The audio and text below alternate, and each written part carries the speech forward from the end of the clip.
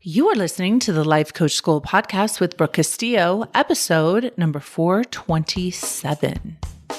Welcome to the Life Coach School podcast, where it's all about real clients, real problems, and real coaching. And now, your host, Master Coach Instructor, Brooke Castillo. Hello, my friends. I am so happy to be here with you. I am in Colorado right now, where the weather is perfection. As you know, I'm here with all my kids. We are having so much fun. These kids, you have to see some of the videos that we have been recording and putting on Instagram and TikTok, because this was an ingenious idea that I had to employ my children. And so many of you are having fun watching us online, and we are having a blast creating all this content and doing all these super fun things. So today I want to talk about something that has been on my mind a little bit in terms of some work that I've been doing with some friends of mine. And I've been spending some time with some friends. And what I noticed with some of these friends is that their attention is all over the place. Their attention isn't focused, and that there are way too many things competing for their attention. And so when we sat down together, I said, okay, this is what I want to do. I want to do an attention audit on you, and I want to see where your attention is and actually where you want it to be. And it was such an amazing process that I was like, I need to share this with my clients immediately. Okay, so here's the process. You basically look at your entire attention span. So I like to look at it in terms of every single thing in my life that I give attention to, that demands my attention, or that I want to give attention to. Okay. And these are things just throughout your day that you are thinking about, connecting with, doing, focusing on, or being distracted by. And basically, I sat down with my friend and we did this together, and we basically put two columns. We did one personal and one business. And I like to think about, like, we have a limited attention span. Maybe we have like 100 units of attention that we are able to spend on any given day. Okay. So as you do this download, you think about the things that are getting your attention, that demand your attention, or things that maybe you want to be giving attention to, but you haven't. Maybe you've been neglecting. And just right. So when I went through this audit with myself, I was thinking about my employees, the trips that I'm about to go on, the work that I have to do, the shopping that I need to do, the houses that I have in my life, the projects that I'm working on, the people in my life, the day-to-day habits that I have. And one of the things that you'll notice as you go through all of these attention things that are getting your attention, you will notice the areas where maybe you're neglecting to give attention where you want to, or you're giving so much of your attention to something that you don't want to be paying attention to. One of the really interesting examples in my own life with my attention was when I was younger, in my 20s, I was so obsessed with my weight. And I would say about 50% of my attention span went to paying attention to what I was eating, paying attention to what my body looked like, paying attention to how much I weighed, paying attention to calories, paying attention to any book on dieting, paying attention to videos on how to work out. I was literally obsessed with giving my attention to that. And that was at the expense of a lot of other things that I could have been giving my attention to in my life. When I did this with my friends, one of the reasons why we did personal and business is I think there's this fallacy out there that we should be giving equal attention to our personal lives and to our business lives or our work lives. And I don't think that's true. I don't think that we should be giving a 50-50 percentage. I don't think that's even useful in a lot of ways. But what I do think is that we should divide up our attention. We should allocate our attention on purpose. And we should decide consciously where we want to be directing our precious attention to. And if you think about, for some of us, we have children and we have spouses or significant others, and we have family of origin, and we have friends. And when we write down each of their names in that personal line of attention that we're actually giving and attention that we want to be giving, it can be really revealing. And one of the things that I think some of us notice is that we delay attention that we want to be giving. We think, oh, I will give them attention later after I'm done with this. And then we never end up doing that. There are other people in our life that we're giving a lot of attention to, or things that we're giving attention to, and we're calling that an attention drag. And when we give attention to those things, it drags us down. And there's other things where it's an attention delay. So once you've made this list of what you want to give attention to, I think another very telling and interesting kind of evaluation, and those of you who are coaches could do this with your clients, how many of those things that we're giving attention to are going to happen in our future? How much attention are we giving to planning consciously our lives? One of the, I think, large kind of reveals that I had with my friends when I was doing this is that so much of their attention was focused in the here and now, which in a lot of ways is good, but also not good in the sense that if you're not planning your future, your present will require a lot more of your attention. And for example, I'm always talking to my assistant team about planning dinner reservations ahead of time. And this is just one small example, but it's actually so huge. If you need to get a dinner reservation tonight, the amount of attention that will require is significant, because you're going to have to call around to multiple places that can try and get you in. And then you're going to have to get on a waiting list. And you're going to have to wait for them to call you back. You're going to have to pay attention to the phone ringing, whether they call you, whether they can get you in.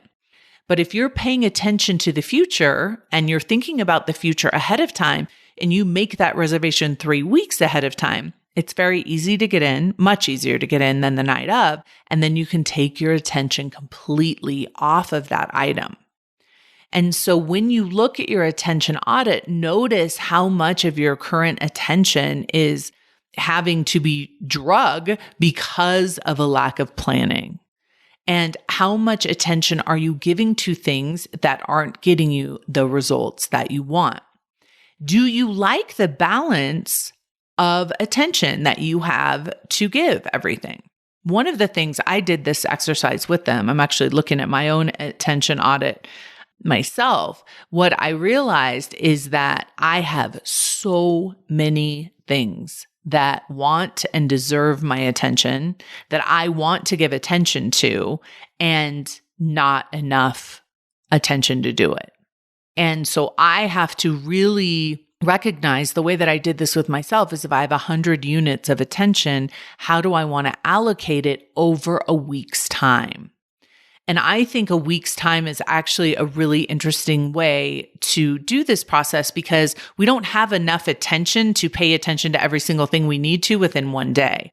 But if we can incorporate this into our Monday Hour 1 and kind of use our attention audit to plan our free time and plan the things that maybe would not make it onto the calendar, actually plan those things first. I want to call my mom. I want to call my kids. I want to call my best friend. I want to give attention to that. I want them to feel my presence and feel my attention, even if I'm not with them. And if I can consciously plan that, and maybe I don't have time this week, but I could plan, hey, I'm going to put it on my calendar for 2 weeks from now. I'm going to schedule an hour so I can call and talk to my mom, or I can call and talk to one of my kids. Then I'm being conscious and intentional with my attention. If you think about like having an attention budget, like you have only a certain amount of it, I think allocating it on purpose can actually be super empowering and satisfying and gratifying, because you can start paying attention to the things that you really want to be focused on and that you really want to be giving your energy to. One of the questions that I asked them, I said, do you have maybe 10 units of attention or 10 minutes of attention that you could give to one of these areas where you may have been neglecting paying attention to? And by being able to do that, being able to focus your energy on that one thing, you'll be able to kind of make small deposits over time that will add up, versus not using that 10 minutes and having months go by when you don't talk about or talk to people or work on projects that would really benefit from just a little bit of your attention. Think about this when you go through your list. What are the things that you give your attention to that energize you? When you focus on something and make progress on something, what are the things that energize you, and what are the things that drag your attention away and de-energize you? One of the things that you all are probably going to have to contend with that I didn't have to contend with is social media. I do not give my attention to social media ever. I give attention to writing ads, and I give attention to creating videos so my sons can create on social media, but I do not put my attention on consuming. And some of you are really going to need to look at how much attention you're giving to the television and how much attention you're giving to literally wasting time consuming food that you don't need or that you're not hungry for, alcohol that you don't need, drugs that you don't need. Maybe for some of you, it's pornography. Maybe for some of you, it's just watching YouTube videos on cats. And when you do this attention audit, what you will realize is that you are making trade-offs, and you may be doing this unconsciously.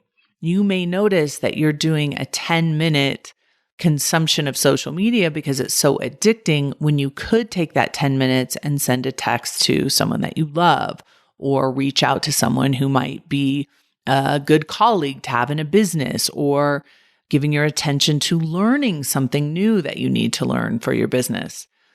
How much of our attention is being grabbed in ways that has been designed to get your attention addicted to it?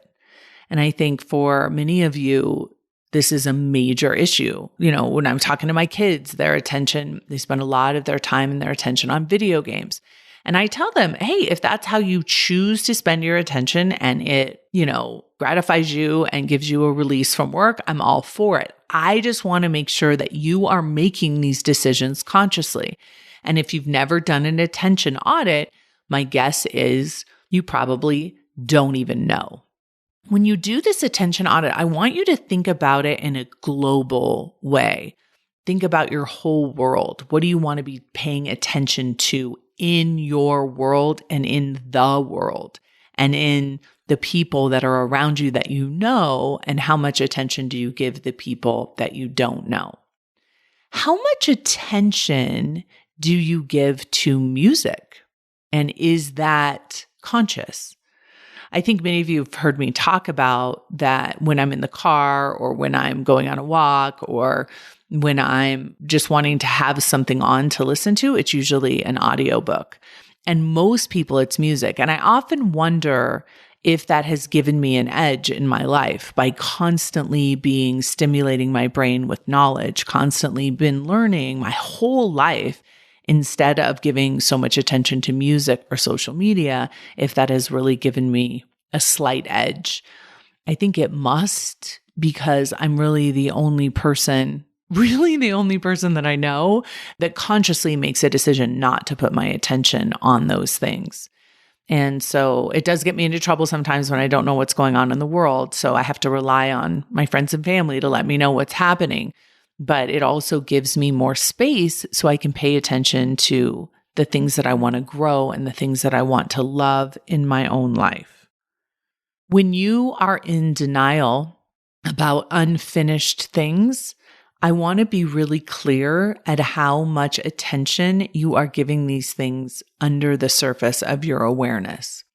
If you have ever had the experience, which I'm sure you have, of unfinished homework that you know is due, you may be in denial about it. You may not be planning it. You may be procrastinating, but it is an intense attention drag on your energy to have unfinished projects and unfinished business. For some of my friends, this is debt that hasn't been paid off, or a house that hasn't been cleaned, or a project that hasn't been completed, or a phone call that hasn't been returned, or a promise that hasn't been kept. And you want to make sure that as you're going through this attention audit, you give yourself enough time to kind of access the things that are pulling at your attention, dragging at your attention, even unconsciously. And if you want to know what those things are, it's that unfinished business, those things that you are in denial about, the things that you aren't healing and that you aren't solving and that you aren't fixing, but are constantly present under the surface. You want to have a clear and present and planning mind. When you can put attention equally on your future to plan your life, you will be so much more available to your present. I think there's confusion about this in terms of meditation and being in the present moment and paying attention in the present moment.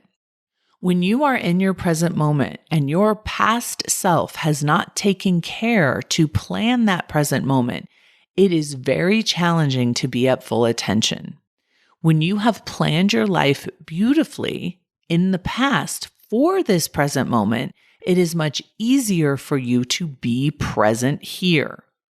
Planning in the present moment because of lack of planning in your past is much more intense and time-consuming than planning for the future. So do not feel like if you are putting your attention on the future that you're somehow not in the present moment. You're actually preparing yourself to be more present in the moment. I also want to give a word of warning. This was a very upsetting exercise for one of my friends. He was very agitated and frustrated by this process because it brought so many of those unacknowledged things that were dragging his attention that he didn't want to be paying attention to. He didn't want to be finishing. He didn't want to be taken care of, that he was very overwhelmed and frustrated by seeing everything written down on paper. So one of the things that we did right after the attention audit was a thought download. And I just want to warn you that then you will be left with the reality of your circumstances, with how you've been using your attention and all of your thoughts about how you've been using your attention. And many of you should schedule a coaching session right after you do this process and get coached on it. But also, I want you to just use it as an awareness exercise where you really understand what's going on in your life and where you're putting your attention. Please let me know. I'm very curious how this attention audit went. And I'm really highly considering putting a program into Scholars about this because I think it's super helpful. And then join me next week. I'm going to talk about what came out of this attention audit and how we started working on some of those unfinished things that were going on in my friend's brain. And we created a whole new tool to handle it. So I'll talk to you then. Have a good one. Hey, if you enjoy listening to this podcast, you have to come check out Self-Coaching Scholars. It's my monthly coaching program where we take all this material and we apply it. We take it to the next level and we study it. Join me over at thelifecoachschool.com/join. Make sure you type in the lifecoachschool.com/join. I'd love to have you join me in Self-Coaching Scholars. See you there.